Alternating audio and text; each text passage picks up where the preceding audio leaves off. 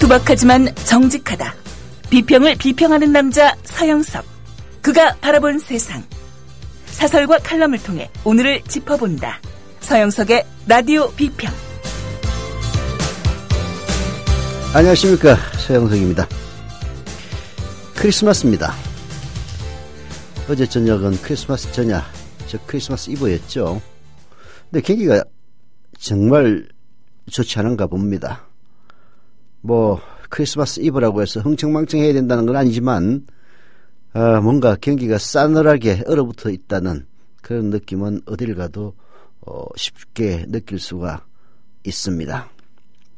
저는 이런 모든 얼어붙음이 결국은 양극화의 산물이라고 생각을 합니다. 있는 놈은 더 있게 되고 없는 사람은 더 없게 되는 이 불행한 현실, 이 현실을 바꾸지 않고서는 우리의 삶이 더 피폐해지지 않겠느냐 하는 그런 걱정이 먼저 듭니다. 하지만 늘 그렇습니다만은 어렵고 힘든 현실 속에서라도 한 가닥 희망을 품고 앞으로 나가야 된다고 생각합니다. 이제 얼마 남지 않는 연말 잘 보내시고 또 새해에는 청취자 여러분들 다 집안에 만복이 깃들기를 진심으로 바라면서 크리스마스 라디오 비평 시작합니다. 함께하고 계신 방송은 정치평론가 서영석 미디어 협동조합 이사장이 진행하는 라디오 비평입니다. 차 살 때 어디서 검색했어? 카넥트요. 차 살 때 어디서 견적냈어? 카넥트요. 차 살 때 어디서 할인받았어? 카넥트요. 카넥트 모르세요? 구글 플레이 스토어나 애플 앱스토어에서 다운받은 앱이요. 차량 재원, 이미지 검색부터 결제 조건에 따른 견적 비교를 한 방에 차 살 때 찾는 앱 카넥트를 지금 다운받으세요. 자동차의 모든 것 카넥트. 넥트 카넥트. 이웃나라 일본 연금 제도는 어때? 2012년 기준으로 일본은 모든 국민에게 기초연금 77만 원을 지급하고 노동자에게는 별도로 후생연금 208만 원을 주고 공무원들에게는 공무원연금 282만 원을 지급한대. 그럼 국민들에게는 기초연금 77만 원에 208만 원을 더해서 285만 원을 주는 거네. 그렇지. 일본은 공적연금만으로 노후생활 70%를 책임져 주는데 우리나라는 사적연금과 국민연금 모두 합해서 노후생활 보장률이 30%밖에 안 돼. 그래? 우리나라와 일본 차이가 많이 나네.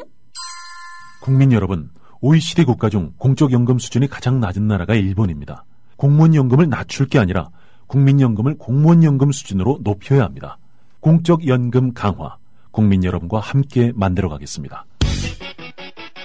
전국 공무원 노동조합. 네, 이번 주 토요일은 제주도에서 미디어협동조합 국민TV의 행사가 있습니다. 제주도. 지금 미디어협동조합 조합원 숫자로 보면요, 제주도가 제일 적습니다. 지난 11월 9일자 통계를 보면 200명 조금 넘는 그런 수준이었는데요. 이번에 제주도 조합원 분들이 아주 그냥 단단히 준비하시는 모양입니다. 12월 27일 토요일 오후 1시 반부터 제주 벤처마루 컨퍼런스홀 10층입니다. 10층. 여기서 이뤄지고요. 오후 1시 반부터는 국민TV와 협동조합 강연이 있습니다. 김정일 국민TV 홍보이사가 강연을 맡고요. 2부는 오후 3시부터 저와 김용희 국장의 정치 토크가 있습니다. 그리고 디프리가 있는데요. 아마 조합원 분들의 숫자는 그렇게 많지 않지만은 제주도의 시민단체와 연계해서 아주 성대한 행사를 기획하고 있는 것 같습니다. 제주도에서 이런 행사가 기획되고 있다는 것 자체가 우리 미디어협동조합 국민TV의 힘이 아닌가 하는 생각입니다. 제주도 계신 분들 많이 참석해 주시고요. 서귀포에서 제주시 가기에는 그렇게 멀지 않죠. 육지에서 일부러 가기는 좀 힘들겠습니다만은 제주도 안에 계신 분들은 많은 참석 부탁을 드리겠습니다. 그리고 김영민국장하고 저하고 그 비행기표를 이제 예약을 하려고 티켓팅을 하다 보니까 12월 27일 오전에 출발을 하는데 그날 저녁에 올라오는 비행기가 없어요. 그래서 하루 수 없이 하루 차고 그 다음날 아침에 올라옵니다. 그래서 디프리도 아주 무한정 참여할 수가 있으니까 많이 참석해 주시기를 부탁을 드리겠습니다. 이제 광고는 없고요. 앞으로는 돈 안 받는 광고를 해드릴 겁니다. 혹시라도 이런 저가 있으면은 우리 미래비동자 국민TV 이 홍보마당에 보면요, 조합원들이 각기 뭐 자영업 하시는 분들 많이 올리시는데요. 그런 분들을 위해서 제가 상품이나 혹은 그 자영업 자체를 소개하는 그런 코너를 간단하게 마련해 볼까 생각을 합니다. 자, 정문원 씨 유죄가 됐습니다. 남북 정상회담 회의록 유출 사건은 말하자면은 이명박 정권이 전임 정권이었던 노무현 정권 막판에 있었던 14 정상회담과 관련해서 그 회의록을 무단으로 설치해서 선거에 써먹은 국기 문란 사건입니다. 그런데 정문원 의원 한 사람만 벌금 1,000만 원을 받았어요. 왜 그렇게 했습니까? 검찰이 기소를 안 하니까 그런 겁니다. 정문원도 벌금 500만 원에 약식 기소를 했는데 법원에서 야 이거 정식 기소해 해서 오히려 약식 기소된 벌금 500만 원보다도 2배나 많은 벌금 1,000만 원을 선고한 사건입니다. 그럴 수밖에 없는 것이요. 사실 남북 정상회담 회의록은 노무현 대통령이 선의로 후임자가 혹시라도 남북 정상회담을 할까 봐서 그 참고 자료로 남겨둔 겁니다. 원래 대통령이 생산한 문건은 지정기록물이 됩니다. 그래서 지정기록물은 연한을 지정하면은 그 연한 속에서는 공개가 불가능합니다. 물론 뭐 국회 3분의 2 이상의 찬성 어쩌고저쩌고 하는 예외적 규정은 있긴 한데요. 지정기록물이 되면은 보기가 힘듭니다. 그래서 노무현 대통령은 남북 정상회담 회의록은 사실 국가 지정기록물이 돼야 하지만 후임자가 혹시라도 남북 정상회담을 할 때 참고하라고 국가 지정기록물로 두지 않고 1급 비밀로 분류해서 국정원에 뒀던 겁니다. 그 1급 비밀 문건, 국정원에 있던 문건을 비밀을 하향시키고 결국에는 해제를 해서 그 전임 정권의 말하자면 국가 비밀을 사실상 절취한 겁니다. 그렇게 해서 선거에 그것도 왜곡해서 써먹었던 사건입니다. 이건 정말 국기문란 사건이고요. 이로 인해서 보수층 결집에 엄청난 도움을 받았기 때문에 사실상 부정선거의 한 양상입니다. 박근혜 대통령이 정통성이 없다고 하는 것은 바로 이런 데서 드러나는 겁니다. 국정원의 대선 개입뿐만이 아니라 정권을 장악하고 있다는 그 사실을 이용해서 악용해서 전임 정권의 국가 기밀 문서를 지 맘대로 들여다보고 그것을 왜곡해서 선거에 써먹었다는 그런 사건이죠. 오늘 경향신문이 검찰의 정권 봐주기 확인시켜준 정문원 유죄 사설로 비판을 했습니다. 2007년 남북 정상회담 회의록을 유출한 혐의로 기소된 정문원 새누리당 의원에게 벌금 1,000만 원이 선고됐다. 서울중앙지법은 정 의원이 청와대 재직 시 열람한 회의록 내용을 언론에 언급하고 김무성 새누리당 대표와 권영세 주중대사에게 누설한 혐의를 모두 유죄로 인정했다. 당초 검찰은 정 의원을 벌금 500만 원의 약식 기소했으나 법원이 정식 재판에 회부했다. 선고된 형량 역시 검찰 구형보다 무거웠다. 검찰의 정권 봐주기 행태가 재판 과정에서 재확인된 셈이다. 그러니까 김무성이나 권영세는 아마 기소 자체가 안 됐을 겁니다. 기소가 됐으면 어떻게든 처벌을 받았을 거예요. 왜냐하면 이건 너무나 명백한 범죄 행위이기 때문입니다. 그런데 정문원만 500만 원을 약식 기소하고 나머지는 사실상 기소를 하지 않으니까 법원으로서는 검찰이 기소를 하지 않으면 처벌할 방법이 없습니다. 회의록 유출 사건의 전개 과정을 돌아보면 정말 어처구니가 없는 일들의 연속이었습니다. 2012년 대선을 앞두고 새누리당은 노무현 전 대통령이 남북 정상회담에서 서해 북방 한계선 즉 NLL을 포기했다는 취지의 주장을 합니다. 김무성 대표는 부산 유세에서 이런 문건을 낭독했는데 그가 읽은 내용은 이후 회의록 원본과 딱 일치합니다. 쉽게 얘기해서 회의록 원본을 보지 않고서는 봐서 그걸 베껴가지고 A4 용지에 받아 적지 않고서는 도저히 토시 하나 틀리지 않은 그런 원본과 동일한 내용을 선거 유세에서 얘기할 수가 없었다는 겁니다. NLL 논란은 지난해 국가정보원의 대선 개입 사실이 드러난 뒤 재점화합니다. 국정원이 국면 전환을 위해서 회의록을 무단 공개하면서부터 다시 재점화하는 거죠. 하지만 검찰 수사 결과 노무현 전 대통령의 NLL 포기 발언은 없었던 것으로 이미 결론이 났습니다. 공세에 앞장섰던 윤상현 새누리당 의원마저 노무현 전 대통령은 포기라는 말을 하지 않았다고 털어놓습니다. 그러나 2년 넘게 온 나라를 혼란으로 몰아넣은 장본인들 정의원 외에는 모두 면죄부를 받았습니다. 검찰이 집권 세력에 사실상의 치외법권을 부여한 결과입니다. 기소를 안 하면 처벌을 못해요.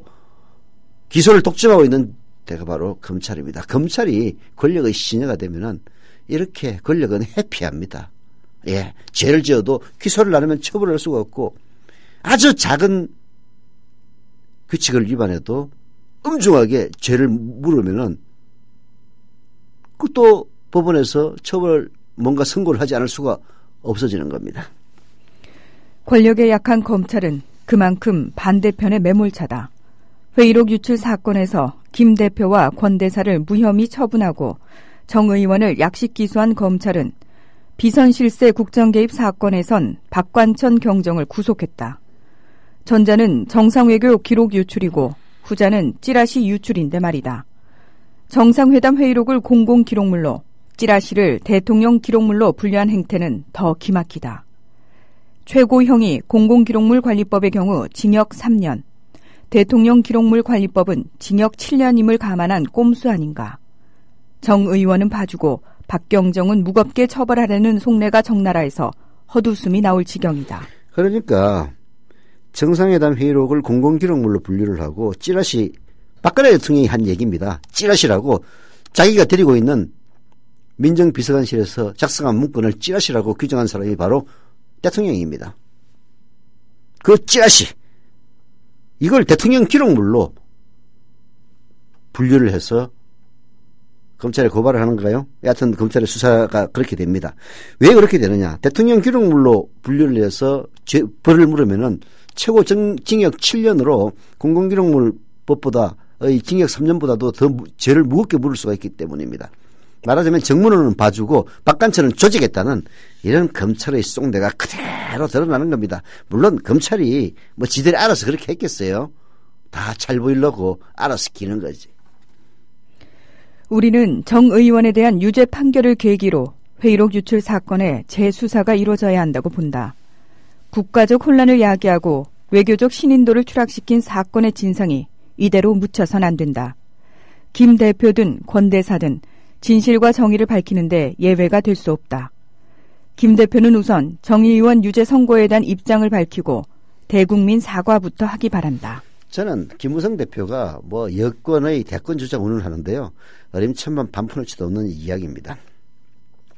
그 딸의 수원대 관련 그리고 남북 정상회담 회의록을 엉엉 울면서 읊었다는 그 사실, 이런 것들은 김무성 대표로 하여금 네가 무슨 대통령 후보야 바로 낙마될 수 있는 요인들입니다. 그래서 김무성 그리고 또 박근혜 대통령이 이명박 대통령 시절에 그때 후보하기 전이죠. 한나라당 대표를 하고 있거나 이럴 때 사사건건 이명박에 대해서 각을 세웠습니다. 근데 지금 김무성 하는 거 보십시오. 완전히 꼬리를 촥 내리고 있는 이런 상황에서 김무성 대통령 후보, 이건 설에가 칠 거라고 확신을 합니다.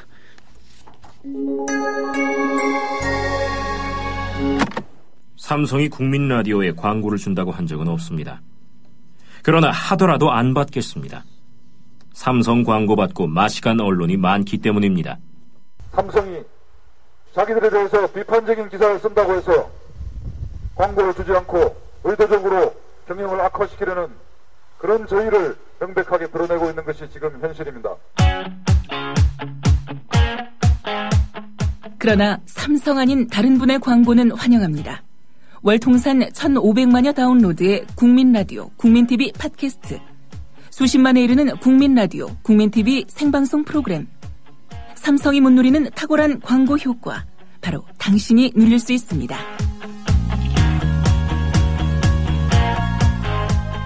광고 문의는 서울 전화 3144-0933, 3144-7737 또는 국민라디오 gmail.com으로 하실 수 있습니다.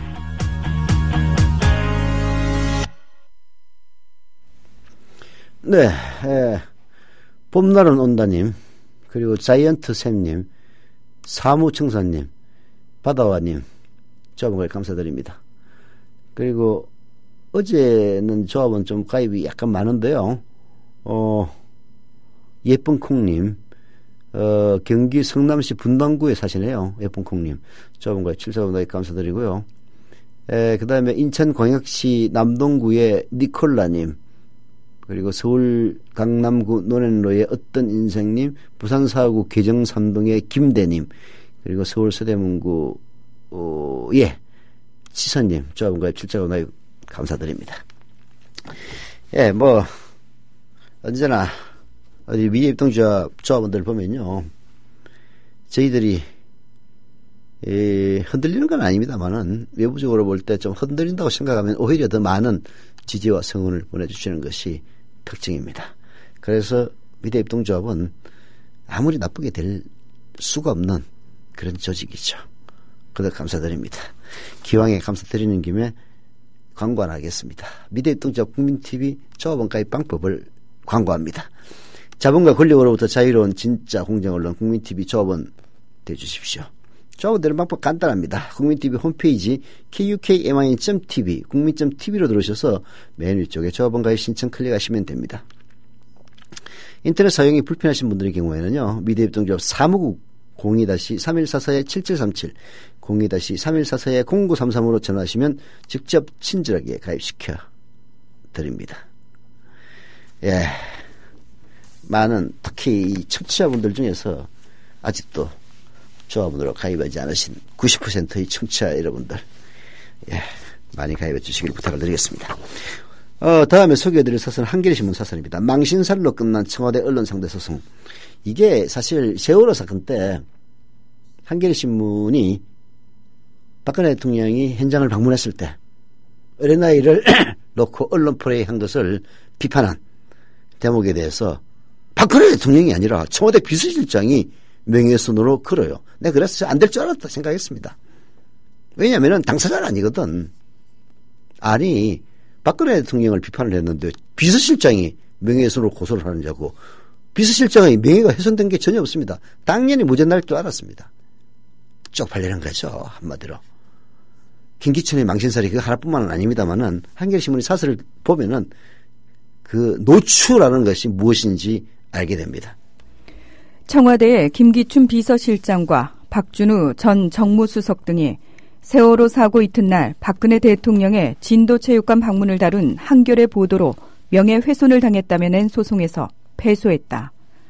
이들은 박 대통령이 가족을 잃고 홀로 구조된 권아무개 양을 위로하는 장면을 두고 연출 논란이 제기됐다는 보도가 자신들의 명예를 훼손했다며 정정 보도와 8천만 원의 손해배상을 요구했으나 법원은 김 실장 등을 피해자로 볼 수 없다며 원고 패소 판결을 내렸다. 당연한 겁니다.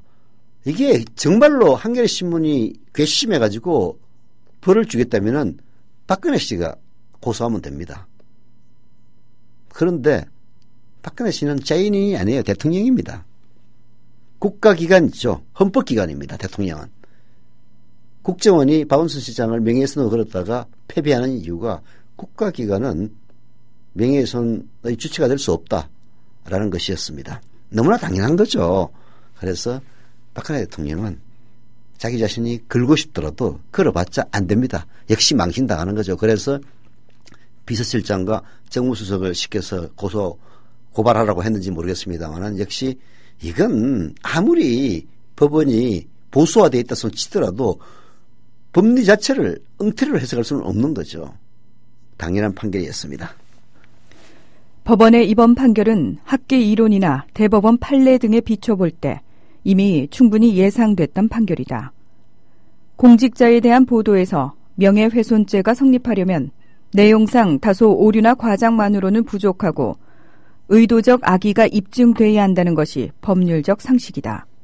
그런데 기사에 이름 한자 등장하지 않는 사람들이 나서서 자신들의 명예가 훼손당했다며 소송을 냈으니 그것부터가 한편의 코미디였던 셈이다. 코미디죠, 코미디. 박근혜에 대한 무한 총선 경쟁에 빚어낸 참사입니다. 청와대가 소송을 제기한 언론사는 단지 한 개만이 아닙니다. 세월호 사건 당시 보도를 문제 삼아서 CBS를 상대로도 비슷한 소송을 제기했고요. 최근 정윤회 씨 국정개입 보고서 보도와 관련해서는 세계일보와 동아일보를 명예훼손 혐의로 검찰에 줄줄이 고소한 상태입니다. 청와대가 이처럼 언론사를 상대로 소송을 남발하는 이유를 짐작하기는 어렵지 않습니다. 관련 사안에 대해서 해당 언론사는 물론이고 다른 언론사들의 입까지 틀어막는 수단으로 소송만큼 효과적인 것이 없다고 여기고 있는 것입니다. 사실 명예훼손 소송 나가면요 귀찮습니다.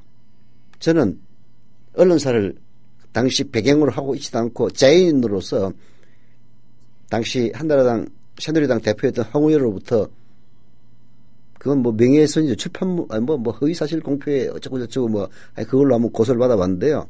진짜 입증해 나가기가 쉬운 일이 아니었습니다.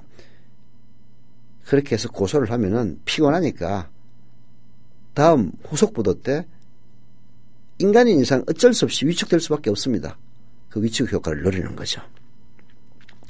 어찌 보면 청와대는 소송의 결과는 애초부터 염두에 두지 않고 있는지도 모릅니다. 실제로 언론사 상대 소송들에서 청와대가 승소할 가능성은 별로 없다는 게 법조계의 대체적인 관측입니다. 그럼에도 불구하고 고소를 하는 것은 급주자는 거죠. 급주자는 거 위축을 시키겠다는 겁니다. 그 외에는 다른 어떤 이유도 없습니다.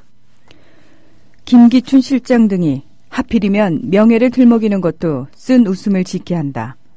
세월호 사건 같은 대형 참사가 일어났는데 대통령에게 대면 보고조차 못한 것이야말로 비서실장으로서는 결코 있을 수 없는 불명예다. 정윤회 씨 국정개입 보고서 처리 과정에서 보인 김 실장의 어처구니 없는 태도 역시 비웃음의 대상이다. 진실로 명예를 소중히 여기는 사람이라면 소송에 앞서 그 자리에서 물러나는 것이 온당한 선택이다. 하나만한 얘기입니다. 제가 참 전두환 정권 때부터 노태우, 김대중, 노무현, 이명박, 박근혜 정권까지 쭉 정치권을 바라보면서 느낀 거는 노무현, 김대중 정권을 제외하고는 나머지 정권에서는 뻔뻔하고 그리고 정말 턱밑같이 증거가 드러나지 않는 이상은 뻔뻔하게 범죄 사실을 부인하는 인간들이 대부분이었습니다. 그들이 명예를 안다고요? 개코나 명예입니까? 그렇다고 하더라도 이렇게 쓰지 않을 수 없는 한겨레신문 논설위원들의 어려움은 이해를 하지만은 이 사람들은 명예를 아는 사람들이 절대 아닙니다. 청와대는 한겨레에 대한 소송 패소의 의미를 무겁게 받아들이라고 한겨레는 이야기를 합니다. 그래서 지금이라도 다른 언론사들에 대한 소송과 고소 등을 취하는 게 옳고 그것이 그나마 창피를 면하는 길이다라고 충고를 하고 있는데요. 저는 쇠기의 경일기라고 생각을 합니다. 크리스마스에 축하로 와가지고 건강경을 읽는 거하고 똑같은 이야기입니다. 대통령의 눈물 몇 방울에 이미 완전히 침몰한 세월호는 또 한 번 물속으로 가라앉았습니다. 수학여행을 가던 길이었는데 정말 다행스럽습니다. 전원이 다 구조됐다는 소식, 이 소식 전해드립니다. 군 당국은 해군 함정들은 물론이고 육군과 공군까지 동원 가능한 모든 전력을 침몰 사고 현장에 급파했습니다. 그 담화 내용을 보면요, 예상을 뛰어넘은 일종의 국민들한테 좀 충격을 좀 준 것 같습니다. 그런 면에서 본다면 대통령의 이제 담화는 매우 성공적이었다, 저는 그렇게 보여지고요. 유병헌 씨의 도피를 돕다가 체포된 30대 여성 신모 씨의 모발과 순천 별장에서 가져온 체액이 묻은 휴지의 DNA 검사 결과가 언론이 사회의 공기라고요? 갈 길을 잃어 표류하면 흉기가 될 수 있습니다. 권력과 자본으로부터 완벽하게 독립한 협동조합 언론, 미디어 협동조합. 조합원이 돼 썩지 않도록 계속 커가도록 힘이 돼주십시오. 조합원 가입은 미디어 협동조합 국민TV 홈페이지에서 하실 수 있습니다. 북한이 없으면은 지탱이 불가능한 정권, 분단 체제에 기생하는 정권, 이게 대한민국의 자칭 보수라고 참칭입니다. 참칭하는 이명박근혜 정권의 본 모습이 아닌가. 누구나 다 얘기를 하는데요. 오늘 한겨레신문 정석구 편집인이 분단 체제에 기생하는 박근혜 정권 정면으로 비판을 했습니다. 통합진보당을 해산한 헌법재판소의 법리가 얼마나 무리한지는 굳이 길게 설명할 필요를 느끼지 않는다. 통합진보당에 반대하는 것과 이 당을 해산하는 것은 차원이 전혀 다른 문제다. 그런데 헌재재판관 8명은 통합진보당에 대한 반대 여론과 자신들의 공안적 소신을 곧바로 통합진보당 해산으로 연결했다. 그들의 주장이 얼마나 반민주적이고 비논리적인지는 유일하게 소수 의견을 낸 김희수 재판관의 논지에 비춰보면 잘 드러난다. 해산 결정이 8대1이라는 압도적 표차로 이루어진 것에 대해서 사회적 합의가 반영된 것이라는 그야말로 마스터베이션 같은 주장을 하긴 합니다만은 박정희 독재의 길을 열어준 유신헌법도 투표율 91.9%에 찬성률 91.5%로 통과됐습니다. 당시 박정희 정권은 유신의 역사적 당위성이 국민의 승인을 받았다고 대대적으로 선전했습니다. 사실 그때 행태를 보면요, 김일성이 욕할 거 하나도 없어요. 독재는 늘 합법의 탈을 쓴 채 국민의 이성적 판단을 마비시키고 끓어오르는 저항을 무력화하면서 슬그머니 우리의 일상을 올가매는 겁니다. 헌재 결정 이후 가장 우려스러운 것은요, 우리 사회의 극심한 분열과 이념 갈등입니다. 헌재는 통합진보당 해산 결정이 우리 사회의 소모적인 이념 논쟁을 종식시키기를 바란다고 했지만 진짜 헌법재판관들 뻔뻔스럽게 이러 말할 수가 없는 인간들이에요. 자기 자신들의 판결이 지금 전 세계의 지탄을 받고 상식을 가진 사람들이 보면은 도저히 보충기관에 대역죄, 불사, 용서할 수 없다. 이따위 왕조시대 용어를 갖다가 남발하는 이따위 인간들이 모여가지고 그런 엉터리 판결을 하면서 통합진보당 해산 결정이 우리 사회의 소모적인 이념 논쟁을 종식시키길 바란다라고 이렇게 뻔뻔스럽게 얘기하고 있는 걸 보면요, 진짜 싸대기를 한 대 올리고 싶은 생각이 절로 듭니다. 당연히 이념 갈등을 조장하는 결과로 나타나고 있습니다. 그런 움직임이 이미 시작됐습니다. 보수단체들은, 보수는 무슨 얼어 죽을 보수입니까? 수구단체들이죠. 헌재 결정이 나오자마자 이정희 전 대표를 포함해서 통합진보당 당원 전체를 국가보안법 위반 혐의로 검찰에 고발합니다. 검찰도 기다렸다는 듯이 진보 세력에 대한 공안몰이에 나섭니다. 당연히 저항은 거세질 수밖에 없습니다. 남북 분단 국면에서 이처럼 이념 갈등이 전면에 부각되면 접점을 찾기가 힘들어진다. 6.25라는 피비린내 나는 전쟁을 겪은 상황에서 이념 갈등은 곧 전쟁 상태를 의미한다. 전쟁 상태에서는 적과 동지만 있을 뿐 중간 시대가 용납되지 않는다. 나와 다른 이념을 가진 집단은 배제와 말살의 대상이지 타협이나 포용의 대상이 아니다. 이번 헌재 결정 법리의 바탕에는 이런 전쟁 논리가 깔려있다. 헌재가 통합진보당 해산과 함께 이 당 소속 국회의원들을 국회에서 몰아내고 정부 여당이 통합진보당 당원들의 피선거권까지 박탈하려는 것도 이런 전쟁 논리의 연장선상에 있다. 이런 논리가 사회를 지배하면 다양성과 포용성을 전제로 하는 민주주의는 설당을 잃게 된다. 통합진보당 해산을 진보 세력에 대한 탄압을 넘어 민주주의 자체에 대한 위협으로 보는 것은 이 때문이다. 참 어떨 때마다 좌절감을 많이 느낍니다. 얘네들은 꾸준히 헌법재판소 재판관들을 자기들의 입맛에 맞는 사람들로 한 명씩 임명을 해서 말도 안 되는 이런 결정을 내리면은 그걸 끝입니다. 손 틀고 일나서 집에 갑니다. 그리고 한다는 얘기가 소모적인 이념적 논쟁을 종식시키길 바란다라고 합니다. 그러나 그 결정의 부당성을 이야기하기 위해서는 수도 없이 입이 부르트도록 얘기를 해야만 하는 겁니다. 일부에서 이런 얘기도 하죠. 진보 세력들이 통합진보당식의 종북진보를 청산하고 순수진보로 거듭나면 될 게 아니냐 이렇게 얘기를 합니다. 공허한 말장난입니다. 아니 종북이라는 개념 자체가 너무 포괄적입니다. 대한민국에서 종북은요, 박근혜에 반대하면 종북입니다.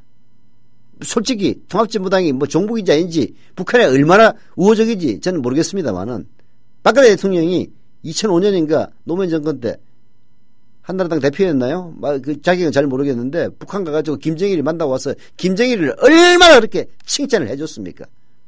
그리고 나중에 김정일하고 약속대로 한반도 길을 흔들지 않고 태극기를 흔들었다고, 독일 조국 안 하고 대한민국 했다고 정몽준한테 가가지고 항의한 사람이 바로 박근혜입니다. 지금 종북 타도 운운하면서 떨고 다니는 그런 할배들, 그 논리를 그대로 적용시켜도 청와대 앞에 가가지고 종북 대통령 물러나라고 지금 데모해야 될 판입니다. 종북이라는 개념 자체가 방금 설명했다시피 너무 포괄적이고 자기 편리한 대로 귀에 걸면 귀걸이, 코에 걸면 코걸이가 되는 그런 현실인데다가 어떤 개인이나 정치 세력이 종북인지 아닌지를 도대체 누가 판단해서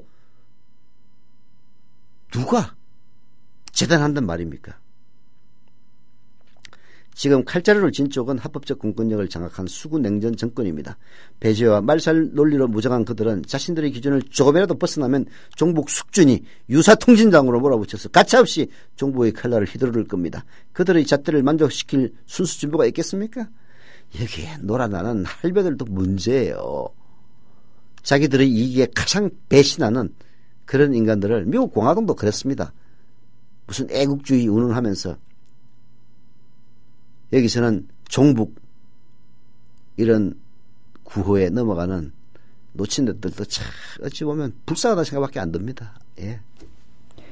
남북 화해와 평화가 진보 세력의 성장이나 민주주의 발전과 뗄 수 없는 관계에 있는 것은 이 때문이다.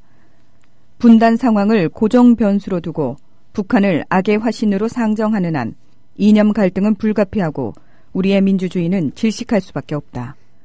박정희 유신 독재 시대가 그런 상황이었다. 정치적 위기에 처할 때마다 북한의 위협을 강조하고 안보를 빌미로 정부의 비판적인 개인이나 단체를 빨갱이로 몰아 자신들의 정치 생명을 유지했다. 박근혜 대통령도 꼭 그런 길로 가려 하고 있다. 박근혜 대통령의 행태를 보면은 빨갱이 논쟁으로 정권을 유지했던 박정희 때와 다를 게 하나도 없습니다. 분단 취재에 기생하며 기득권을 유지하는 수구 냉전 세력이 득세하는 한 민주주의 진전은 기대하기 어렵습니다. 그래서 진보의 재구성에 앞서 더 관심을 기울여야 할 일은 남북 간의 정치 군사적 긴장 상태를 완화하고 이념 갈등을 조장하는 냉전 숙주를 뿌리 뽑는 일입니다. 종북 숙주가 문제가 아니고요, 냉전 숙주가 문제인 겁니다. 한국 민주주의 장래는 분단 체제를 어떻게 해소할 것인지에 달려있다고 해도 과언이 아닙니다. 지금 북한이 존재하는 한 북한을 오히려 더 활용하고, 그래서 궁극적으로 자신의 정권 창출에 악용하려는 이런 세력들 앞으로도 득세할 게 너무나 뻔하기 때문입니다.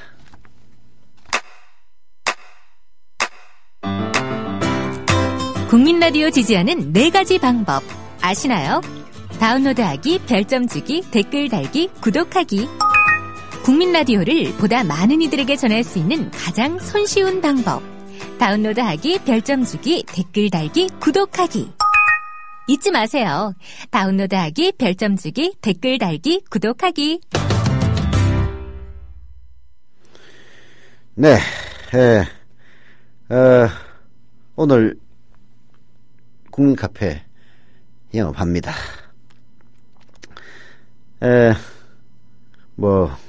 청취자 여러분들, 오늘 크리스마스에 어디 갈 곳 없는 청춘들은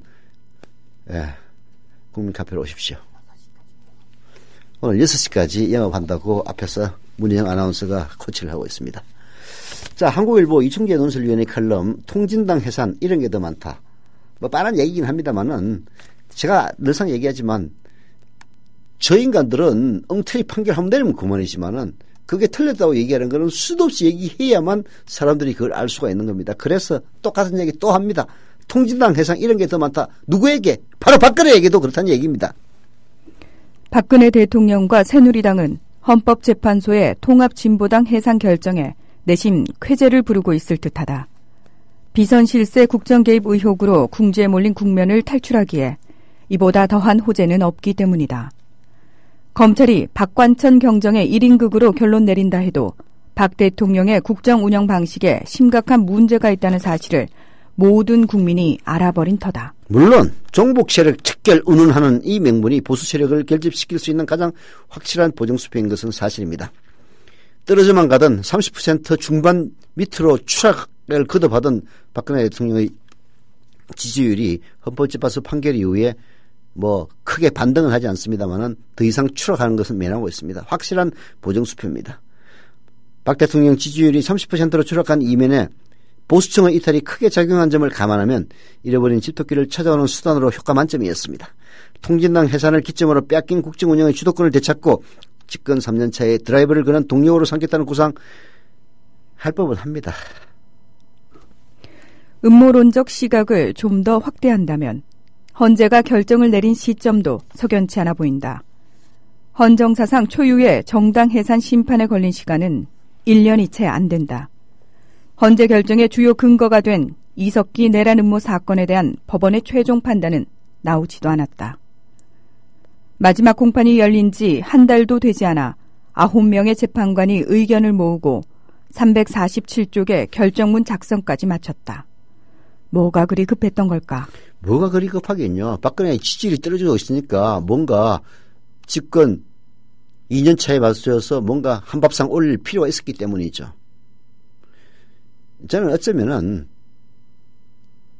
냉전 숙주들이 너무 카드를 일찍 쓴 게 아닌가 하는 생각도 듭니다.